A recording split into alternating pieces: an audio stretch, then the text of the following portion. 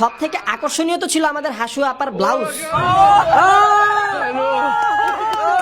Blouse ছাড়া কেউ থাকে না। আর কিছু মানুষ তো কোথা থেকে যে এইগুলা বাইর করে আনছে।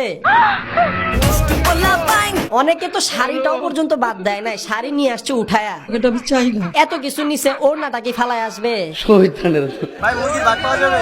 ভাই অবশ্যই আপনি সাবস্ক্রাইবার ভাই আমি ইনশাআল্লাহ ভাই বলো ভবনের মুরগি বলো আমরা আপনার জন্য নিয়ে যাব ইনশাআল্লাহ অবশ্যই চলে আসবে অবশ্যই ভাই। এটা হচ্ছে মুরগির ফার্ম। যেই সব লিজানরা হাঁস মুরগি ধরতে পারে নাই তারা ফ্রিজের মাংস উঠায় নিয়ে আসছে। আর যারা ফ্রিজের মাংসটাও পায় নাই তারা ফ্রিজ থেকে মাছ উঠায় নিয়ে আসছে। আরো কিছু লিজান্ড মানুষ তো গণভবনের ক্ষেতের আখ কিংবা ক্ষেতের পিয়াইজ কিংবা গাছের ডাব কিংবা পুকুরের মাছ কিংবা জমির শাক কিংবা বাগানের ফুল এই সব কিছু নিয়ে আসছে। New fridge. ভাই ফ্রিজ বার করলেন কেমনে? মানে মানুষজন কি না আনছে, মানে কি না আনছে তার একটা জিনিস স্মৃতি হইলেও রাখা লাগবে। মানে গাড়ির টায়ারটা পর্যন্ত গণভবন থেকে নিয়ে আসছে। এটা না হয় মানলাম, কি করলো গণভবন ঝাড়ু দেওয়ার যে ঝাড়ু সেইটা পর্যন্ত নিয়ে আসছে। বাকি লুটপাটের কথা আপনাদেরকে আরেকটু পরে জানাই, তবে এই লুটপাটের কাজগুলো যারা করছে তারা যে কতটা বিশ্রী এবং কতটা থার্ড ক্লাস মার্কা কাজ করছে এই বিষয়ে একটু পরে বলছি। আপাতত একটু পেছন থেকে শুরু করি। কিভাবে বলবো, 5 আগস্ট 2024 নাকি 36 জুলাই 2024?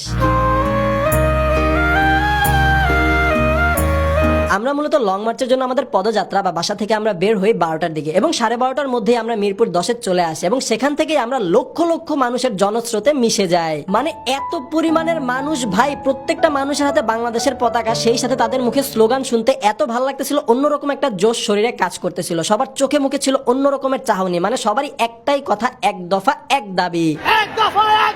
লক্ষ লক্ষ মানুষের পদযাত্রায় সেনাবাহিনী এক প্রকারের নিরুপায় হয়েছিল। তারা বাধা দেওয়ার চেষ্টা করলেও বাধা দিতে পারছিল না, কারণ এত মানুষকে কিভাবে বাধা দিবে। আর পুলিশ তো নেটওয়ার্কের মধ্যেই ছিল না। ও আরেক দল তো আছে 7 মিনিটে খেলা শেষ করে দেবে, মাঠ খালি করে দেবে, তাদের তো।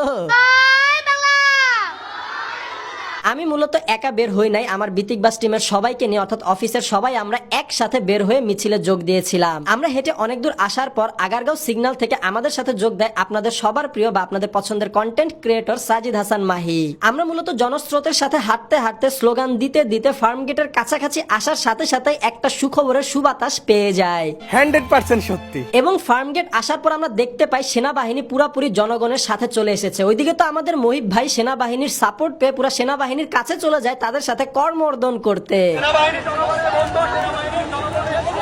আমাদের মূল টার্গেট ছিল শাহবাগ যাওয়া এবং শাহবাগ থেকে যে ডিসিশন আমরা পাই জনস্রোতের সাথে সেদিকেই এগোবো। কিন্তু আমরা কারওয়ান বাজার পৌঁছানোর সাথে সাথে সুখবরটা পেয়ে যাই।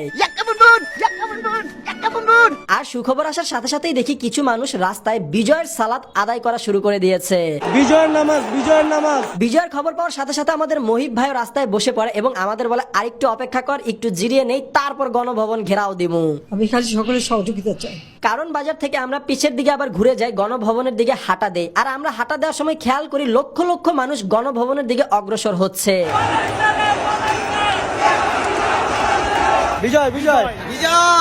লক্ষ লক্ষ জনস্রোতের সাথে গণভবনের এলাকার কিছুটা সামনে আসার সাথে সাথে আমরা দেখতে পাই শত শত মানুষ অনেক অনেক জিনিসপত্র নিয়ে গণভবন থেকে বের হয়ে সেই রাস্তা দিয়ে বাড়ির পথে যাচ্ছে।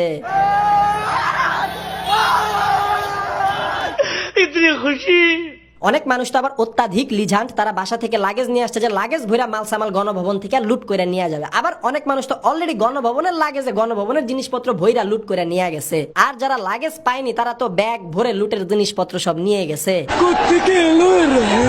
মানে ভাই মানুষ যে যা পাইছে, আই রিপিট, যে যা পাইছে তাই নিয়ে গণভবন থেকে বের হয়ে গেছে। মানে এমন এমন জিনিস আমি মানুষের হাতে দেখছি তারা গণভবন থেকে নিয়ে বের হয়েছে। আপনারা যদি দেখেন ভাই আপনাদের মাথার চিন্তা ভাবনার মস্তিষ্ক চান্দে চলে যাবে। কিছু জিনিস দেখে বিনোদন পাবেন, কিছু জিনিস দেখে লজ্জা পাবেন যে এই স্বাধীনতা কি চাইছিলাম, এরাই কি বাঙালি।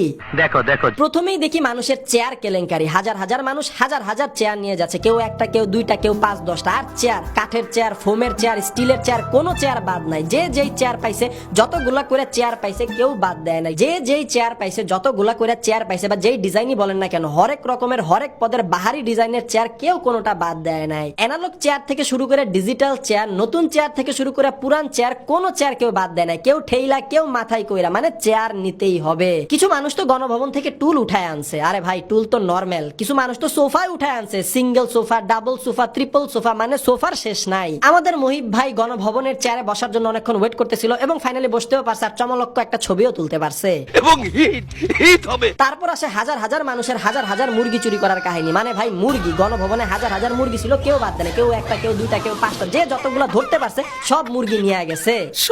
সব মুরগি নিয়ে চলে গেল স্যার। মুরগির পর আসে কবুতর, মানে কবুতরও বাদ দেয় না, গণভবনের কবুতর ধরে নিয়ে আসছে। আর ভাই হাঁস, হাঁসের কথা যদি বলি, চীনা হাঁস, মাইট্টা হাঁস, পাতি হাঁস, কোনো হাঁসই বাদ দেয় নাই। আমারটা হাঁস, রাজহাঁস, প্যাক প্যাক করে ডাকে। হাঁসের পরে আসে খরগোশ, খরগোশটাও পায় মানুষ নিয়ে গেছে। আর ভাই আসল কথা, ছাগল, গণভবনের ছাগল, খাসি কিচ্ছু বাদ দেয় নাই।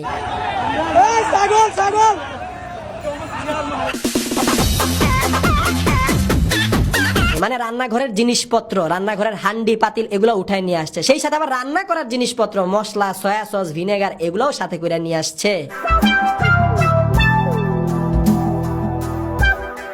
আরে ভাই এর তো পুরো লটারি লেগে গেছে, এক বগল একটা আস্ত খাসি, আরেক বগল একটা 20 ইঞ্চি টিভি, মানে কি লাগে এর। আর এর তো মনে হয় ডাবল লটারি, সেই লেভেলের একটা ট্রলির মতো চেয়ার পাইছে, আর তার উপর একটা 50 ইঞ্চি টিভি।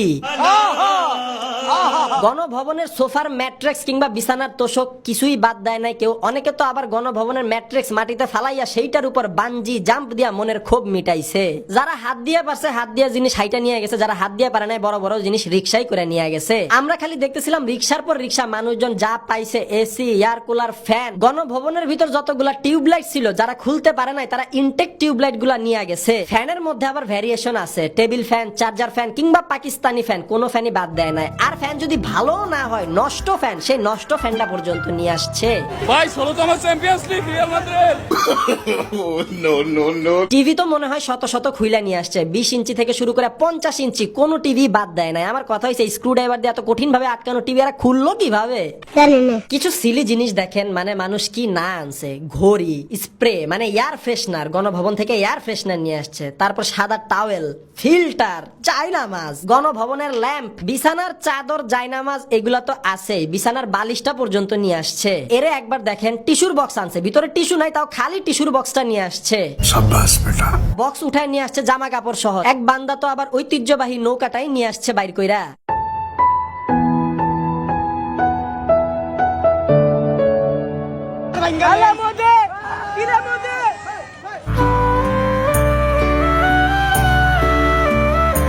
চিন্তা করেন, যেই গণভবনে পাখিও ঢুকতে পারে না এবং যেই গণভবনের প্রোটেকশনের জন্য আলাদা একটা ব্যাটালিয়ান আছে, সেই গণভবনে মানুষজন পাখির মতো হুড়মুড় করে দেয়াল টপকায় গেট ভাঙা ঢুকতেছে। যারা গণভবনের গেট দিয়ে ঢুকতে পারে নাই তারা দেয়াল টপকাইছে, একদল দেয়ালের ওই পাশ থেকে সাপ্লাই দিছে, আরেক দল দেয়ালের এই পাশ থেকে গ্রহণ করছে। অনেক শৌখিন মানুষ তো আবার গণভবনের গাছ উঠায় নিয়ে আসছে টপ সহ। যারা সুন্দরভাবে টপ সহ গাছ উঠায় আনতে পারছে তারা তো জিঙ্গালালা, আর যারা টপ পায় নাই তারা শুধু গাছটাই মাটি থেকে উঠায় আনছে, রুকো যারা শেষ হয় নাই। আর যারা গাছও পায় নাই মাটিও পায় নাই, তারা মাটি ছাড়া টপটা পর্যন্ত নিয়ে আসছে।